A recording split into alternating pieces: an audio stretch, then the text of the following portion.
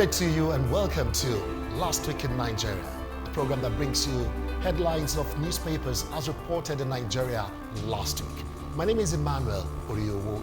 Good to have you join us. Don't forget, you can follow us on all our social media handles using @LastWeekInNigeria. You can also log on to our website www.lastweekinnigeria.com. We are on all the social media platforms: TikTok, X, formerly Twitter, Instagram, Facebook, and of course, not forgetting YouTube. Like, subscribe, share, and drop your comments there. We appreciate all those comments as they keep coming. Now let's begin this way. Last week in Nigeria, Nigerians woke up to the news last week about the death of 16 soldiers who were killed in an ambush in Delta State. And there's a way the newspapers across the nation reported that particular story, though we're already having a twist to it because the video just surfaced telling us about what happened, that it was not a peace mission. But well, let's go by the newspapers. The Matrix newspaper has it this way, and it says, "Youth ambush kills 16 army personnel on peace mission in Delta." That's the way the Matrix newspaper puts it. The way the Nation newspaper puts it says, "Tension in Delta over killing of 4 officers, 18 soldiers." All right, that's the way the Nation newspaper has it. But for the Punch newspaper, it says, "Deadly peace mission. Delta community deserted. Defense headquarters ordered probe of 15 soldiers' body that were recovered." Now the Daily Independent has it this way: "Delta boils as 16 soldiers, several civilians die in intercommunal clash."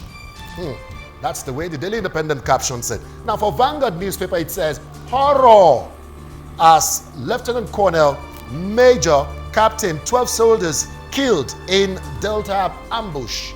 Well, that story was reported widely by all the newspapers last week in Nigeria. Of course, no one wants to lose that amount of people who have been invested upon with so many trainings, with so many investment from the government, because come to think of it, to train one soldier, it's not an easy task. Not to talk of 16 soldiers losing their lives. Of course, there's a build-up to it, there's a twist to it, but we hope that the investigation will later reveal the proper thing that went down in Delta State, as reported by all the national dailies last week in Nigeria.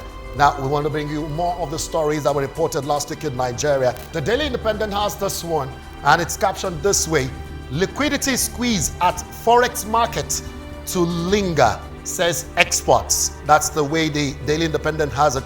Now, for the front page of the Guardian newspaper, we have this one: "Trade payments suffer as service disruption may linger till April." A pocket of it has still been felt across the nation, and we understand that it's a massive problem that is affecting the economy of our nation, because transactions have been delayed, payments have been delayed, and so many things are happening. We are experiencing a hard time upon the economic hardship that has been on ground before now. The Matrix newspaper brings us this one: "Okwama killings, Tinubu talks tough." Days after the killing, we're hearing from the presidency. And this one says, "Tinubu orders CDS to bring soldiers killers to justice." That's the way the blueprint has it on the front page. Now, back to the economy. The National Economy newspaper has this one on the front page: "Blackouts. Nigeria suffers 215 grid collapses in 13 years. That's the way the National Economy puts that particular story. Front page of the Punch newspaper, we have this one: "Soldier killings. Tinubu Senate orders manhunt for killers. Troops comb warring communities." Well, that's disturbing. We understand that these people are in the creeks, and for that kind of experience in Delta State, we just pray that Lord will bless the soul of the soldiers. "Attack on soldiers, direct attack on Nigeria, Tinubu warns." That's the way the New Telegraph captions it. The Nigerian Tribune has this one: "Killing of the soldiers in Delta. Bring culprits to justice. Tinubu directs the DHQ," that is the Defense Headquarters, "and the CDS." So that's the way we have it on most of the papers reporting that particular killing. And we have this one: "Budget padding again in the news." And the Daily Trust has it this way: "Nigerians angry with lawmakers." You recall that we heard about 160 million naira SUV, and now we're getting to hear about padding. Nigerians are angry on the budget pardon. That's the way the Daily Trust newspaper puts it, as reported last week in Nigeria. Now we have more stories for you. Last week in Nigeria, worsening insecurity. The Matrix newspaper captions this one. Peter Obi laments, talking about the Labour Party candidate in the last presidential election. He's lamenting now, and it's been reported by the National Daily, the Matrix to be precise. Obi laments over worsening insecurity. The Guardian newspaper brings us this one on the front page. Low middle class differ home ownership plans for food. That's massive. Well, more of that. We have them reported by the National Dailies. The Nation newspaper has this one. Ondo APC members advance support for Jimoh Ibrahim. There are several aspirants who are vying for this seat, and of course, supports you should expect will keep coming from different groups and different citizens. That's the way the Nation newspaper has this one on the front page of the paper. We have this one also, as reported in the front page of the Nation newspaper. I think the Jimoh Ibrahim media team, they have the way of doing their things. They make sure those headlines are common to all the national dailies, so that at least if you miss it here, you won't miss it there. It was also repeated on the front page of the Nigerian Tribune. Ondo APC members advance support for Jimoh Ibrahim. Don't forget, Jimoh Ibrahim is a current sitting senator representing the Southern Senatorial District of Ondo State at the National Assembly. The New Telegraph has this one. Kaduna fear tension as bandits kidnap 87, loot shops in fresh attacks. And the Blueprint has this one. With 86 in fresh attacks, 466 kidnapped in 19 days, says investigation. Soldier killings. Army Delta community differ over reprisal as troops arrest 20. That's the way the Punch newspaper has it on the front page. And this one says, unpaid salary on the front page of News Direct. Ondo, Osun, Kwara, others varsities comply as SANU and NASU continue 7-day warning strike.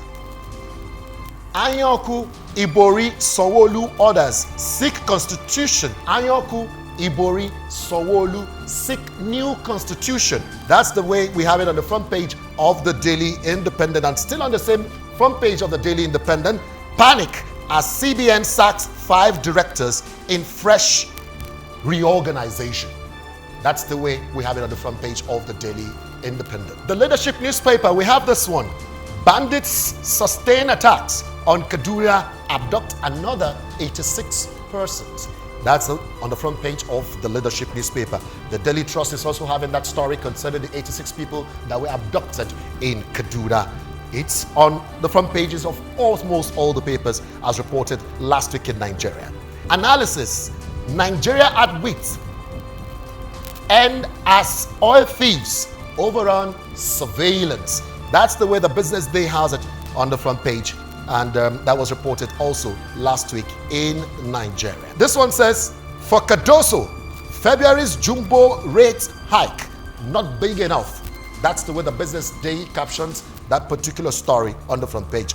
And the Daily Independent has the sworn. It says, Oborowori meets Tinubu, says situation is under control concerning the Delta killings. The Daily Sun has a story this way on the soldier killings. Akpabio, talking about the Senate President of the Federal Republic of Nigeria, is saying, let's check out some machinery.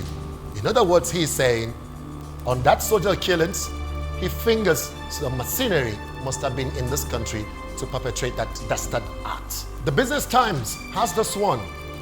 Why Nigeria's inflation rate is on upward swing, says analysts.